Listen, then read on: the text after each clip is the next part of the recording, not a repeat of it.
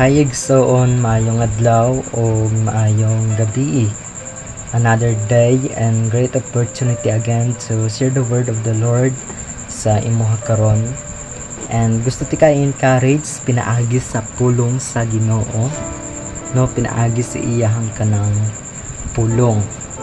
It because the value kining pulong sa Ginoo which is gina-transform niya ang ato ang kinabuhi and gina-reveal niya kung unsa ang kanang kamatuoran and also gina-expose niya ang ato ang mali nga binuhatan.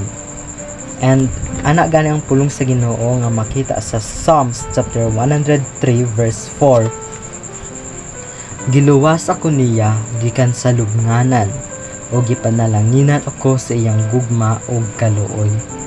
Grabe no, nice ang verse. Gamay lang siya nga sentence pero igo kayo sa ato ang heart. You know what?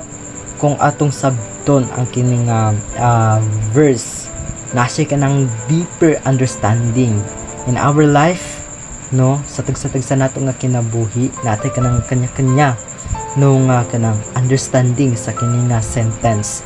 Pero ang purpose is isa lang, kung paano ta ginatabangan sa Ginoo. Ang passages na ini nagahisgot about sa kanang gugma sa Ginoo.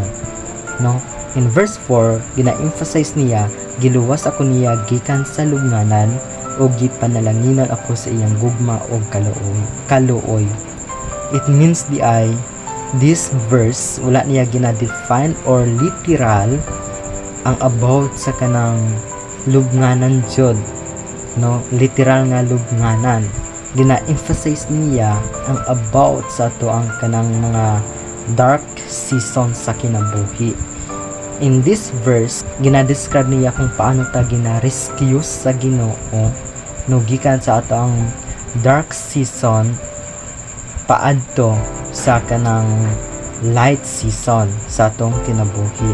It means kung paano ta ginatabangan, ginaluwas sa Ginoo gikan sa ato ang mga naagian no nga kalisod sa kinabuhi.